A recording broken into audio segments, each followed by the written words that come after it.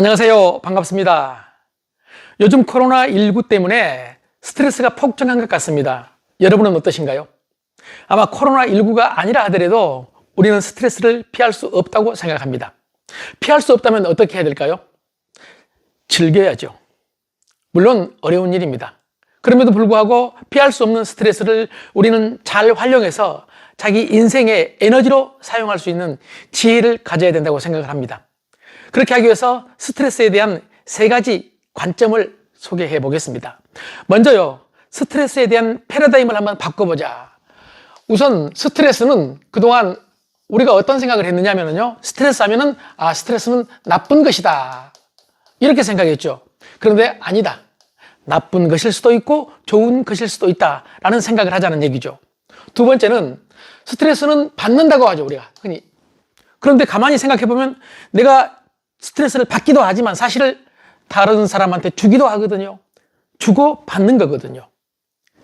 세 번째는 스트레스는 반드시 피해야 하는 것이다, 없애야 하는 것이다 라고 생각을 하는데, 서두에 말씀드린 대로 스트레스는 없앨 수 없는, 평생 같이 가야 하는 동반자다라는 생각을 해야 된다고 봅니다. 그래서 패러다임을 한번 바꿔보자. 나쁜 것 아니다, 받는 것만이 아니다, 그리고 피하는 게 맞는 건 아니다. 나쁜 것도 있고 좋은 것도 있다. 받을 수도 있지만 줄 수도 있다. 피할 수 없으면 즐기자. 피할 수 없으면 평생 동반자로 함께 가자는 얘기죠. 이 스트레스에 대해서 한스 셀리 박사라고요, 그 분야의 대가죠. 그분은 스트레스라는 것은 어떤 자극에 대해서 반응하는 것이다.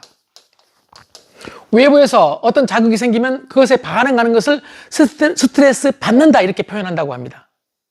그런데 스트레스를 받을 때, 즉 반응할 때요, 긍정적으로 반응하면 그 스트레스를 우리는 유스트레스라고 부르고요. 이걸 다른 말로 표현하면 좋은 스트레스라는 얘기입니다. 그리고 부정적으로 반응하면 이걸 디스트레스, 나쁜 스트레스라고 한다, 이런 얘기죠. 그러니까 스트레스는 좋고 나쁘고가 아니라 내가 어떻게 받아들이느냐, 반응하느냐에 따라 달라진다는 얘기죠. 우리가 적절한 스트레스를 받아야 된다는 얘기죠. 적절한 스트레스를 받으면 오히려 이게 정신건강에 더 좋다고 한스 셀리 박사는 주장합니다. 그렇다면 적절한 스트레스, 이 적절한 스트레스는 그 기준이 뭘까요? 기준이? 사람마다 같을까요? 다를까요? 기준이 다 다르다는 얘기예요. 그래서 한스 셀리 박사 이후로 수많은 심리학 대가들이 연구한 결과 이 적절한 스트레스, 이걸 구분하는 기준이 그 사람의 성격이다. 성격에 따라서 어떤 사람은 디스트레스가 되고 어떤 사람은 유스트레스가 된다. 같은 자극을 받아도 이렇게 달라진다는 얘기죠. 그래서 우리가 해야 될 일은 이 성격을 개선하는 거죠. 성격을 어떻게 해요? 스트레스에 강한 체질로. 자, 그래서 두 번째가 스트레스에 강한 체질을 만들자입니다. 스트레스에 강한 체질로 만드는 것이 곧 자기 관리의 중요한 핵심 포인트가 된다, 이런 얘기입니다. 스트레스에 강한 체질을 만들기 위해서는 어떻게 해야 될까요? 우선요, 워싱턴대의 한 연구에 따르면 스트레스 중에서도 장기간 받는 스트레스, 이게 문제죠. 지속되는 스트레스, 장기간의 스트레스가 문제인데, 장기간 스트레스를 받게 되면은 우리 몸의 DNA가 바꿔진다고 합니다. 그러니까 우리 몸속의 세포를 바꿔서 체질을 바꿔버린다는 얘기죠. 어떻게 해요? 스트레스에 약한 체질로 바꾼다는 얘기죠. 장기간의 스트레스가 우리를 스트레스에 약한 체질로 바꾸기 때문에 점점 갈수록 작은 자극에도 더 부정적인 스트레스를 받게 된다는 얘기입니다. 그렇다면 장기간 스트레스는 일반적으로 어디에서 오죠? 우리가 한두 번 만나는 사람한테는 뭐 그냥 좀 기분 나쁘고 디스트레스를 받더라도 그냥 넘어가면 되는데, 매일 만나는 사람, 함께 오래 같이 살아야 될 사람, 누구죠? 가족이죠. 부모, 자식, 그리고 밖에 나가면 직장인이죠. 동료, 상사와 부하 직원이요. 이렇게 오래 같이 할 사람들에게 대해서는 장기간 스트레스를 받게 되기 때문에 놔두면은 된다, 안 된다? 안 된다는 얘기죠. 그래서 뭘 해야 되느냐? 스트레스를 관리해야 된다. 스트레스를 관리해야 된다고 생각을 합니다. 그렇다면 이 스트레스를 관리하는 방법이 뭘까요? 한마디로 말씀을 드리면 둔감력을 키우는 것입니다. 이 둔감력이라는 책을 썼던 일본의 의과학자죠. 와타나베 준이치는요, 이렇게 표현합니다. 사람이 좀 둔감하면은 암 발생률이 훨씬 떨어진답니다.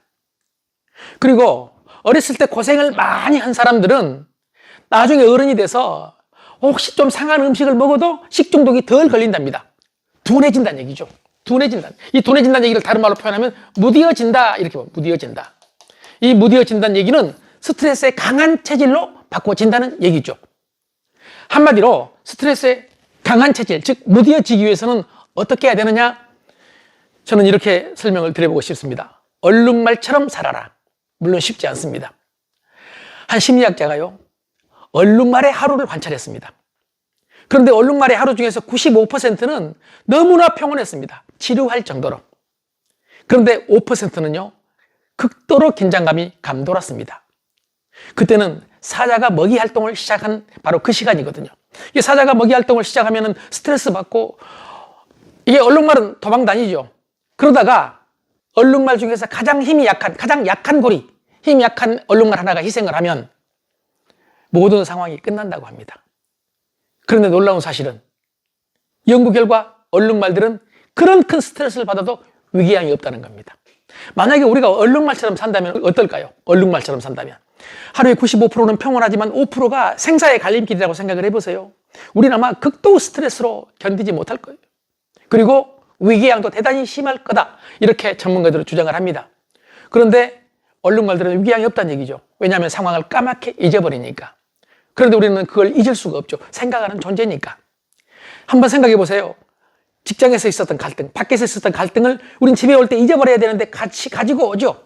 같이 가지고 와서 저녁에 생각의 스토리를 씁니다. 비극의 대본을 쓴다는 얘기죠. 점점 생각에 꼬리를 물게 되면 그 대본은 점점 스트레스로 다가오죠. 그런데 여기서 우리가 알아야 될 것은 내가 이 비극의 대본을 쓰고 있는 순간도 나에게 스트레스를 줬던 바로 그 사람은 지금 다른 곳에서 웃으면서 즐거운 시간을 보내고 있을 가능성이 있다는 얘기입니다. 그 생각을 하면 우리는 어떻게 해야 될까요? 우리도 즐거워야죠. 왜 그 사람 때문에 내가 지금 스트레스를 받아야 합니까?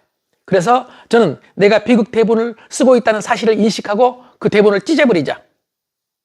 대본 쓰는 걸 멈추자는 얘기죠. 그리고 잊어버리자. 잊어버리기 위해서는 어떻게 해야 될까요? 장면을 바꿔야죠. 다른 생각을 하고 다른 행동을 하고요. 쉽지 않습니다. 그러나 이걸 훈련하면 가능하다. 그래서 별것 아닌 것은 그냥 넘어갈 수 있는 사소한 곳에 목숨 걸지 말자. 그래서 무뎌지는 연습을 하는 것이 대단히 중요하다고 생각을 합니다. 그렇다면 구체적으로 몇 가지, 우선 당장 장기간 스트레스가 아니라 단기간 스트레스에 대해서도 당장 할 수 있는 방법을 한번 소개해 보겠습니다. 가장 중요한 게요, 아주 쉽게 할 수 있는 거. 여러분, 우리는 다 숨을 쉬잖아요. 그 숨을 조금 깊게 쉬면 됩니다. 저는 이걸 심호흡이라고 합니다. 숨을 깊게 들이쉬어서 길게 내뱉으면요, 여유가 생깁니다. 왜냐하면 자율신경이 안정되기 때문이죠. 우리가 옛날에 한숨 쉰단 말을 하죠. 한숨을 언제 쉬죠?